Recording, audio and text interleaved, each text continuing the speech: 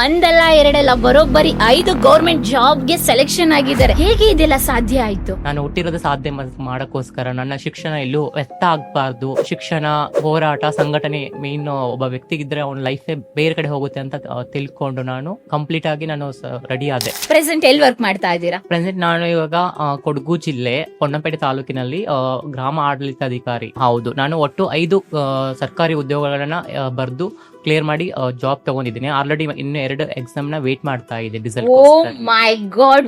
KPTCL ಅಲ್ಲಿ ವಿದ್ಯುತ್ ಇಲಾಖೆಯಲ್ಲಿ ವರ್ಕ್ ಮಾಡ್ತಾ ಇದ್ದೆ. ಆಮೇಲೆ ನಂದು ಫಾರೆಸ್ಟ್ ಡಿಪಾರ್ಟ್ಮೆಂಟ್ ಅಲ್ಲಿ ಫಾರೆಸ್ಟ್ ಗಾರ್ಡ್ ಆಗಿ ಜಾಬ್ ಆಯ್ತು.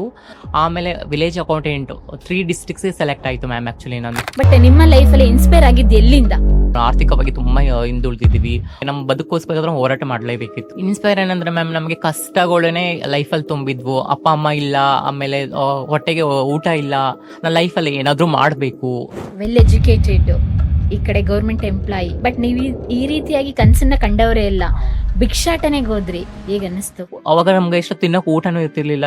ಬೇರೆ ಇದಿಲ್ಲ. ಒಂದು ಟ್ರಾನ್ಸ್ ಅಂತ ಅಂದ್ರೆ ಆಯ್ತು ಏನು ಹಂಗೆ ಹಿಂಗಂತ ಕೆಟ್ಟದಾಗ ಮಾತಾಡೋರು ಇರ್ತಾರೆ. ಪೂಜಾ ಅಂತಾರೆ, ಚಕ್ಕ ಅಂತಾರೆ, 9 ಅಂತಾರೆ. ತುಂಬಾ ನೋವಾಯ್ತು ಮ್ಯಾಮ್. ನಾವು ಎಷ್ಟೋ ಸತಿ ನನಗೆ ಯಾಕೆ ಬದುಕಿದ್ದೀನಪ್ಪ ದೇವ್ರೆ, ನನಗೆ ಸತ್ತೋಗ್ಲಿ ಅಂತಾನೆ ಬೇಡ್ಕೊಂಡಿದ್ದೀನಿ. ಆಕ್ಚುಲಿ ರಿಯಲ್ ಬಲಿಪುರುಷ ಸಮಾಜದಲ್ಲಿ ಯಾರಿದ್ದಾರೆ ಅಂದ್ರೆ ಅದು ನಾವು ಮಾತ್ರ ಮ್ಯಾಮ್. ಈ ನಡುವೆ ನಿಮ್ದು ಯಾವಾಗ KS ಎಕ್ಸಾಮ್ಗೆ ಪ್ರಿಪೇರ್ ಹಾಕೊಂಡು ಪಾಸ್ ಮಾಡ್ಕೊಂಡಿದ್ದೆ? ನಾನು ಆಕ್ಚುಲಿ ನಾನು ವಿಲೇಜ್ ಅಕೌಂಟಿಂಗ್ ಅಂತ ಪ್ರಿಪೇರ್ ಆಗೇ ಇರ್ಲಿಲ್ಲ. ನಾನು ಪ್ರಿಪೇರ್ ಆಗಿದ್ದೆ KS ಅಂತ ಮ್ಯಾಮ್.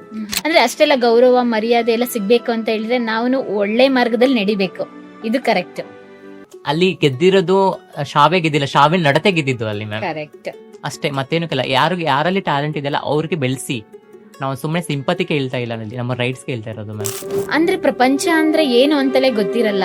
ನಂಗೆ ಅಮ್ಮ ತೀರೋಗಿದ್ಮೇಲೆ ನಂಗೆ ಯಾವ ತರ ಹೆಂಗ್ ಬದುಕಬೇಕು, ಸಮಾಜದಲ್ಲಿ ನಾವು ಹೆಂಗಿರ್ಬೇಕು ಅಂತ ನಂಗೆ ಗೊತ್ತಿರಲಿಲ್ಲ ನನಗೆ.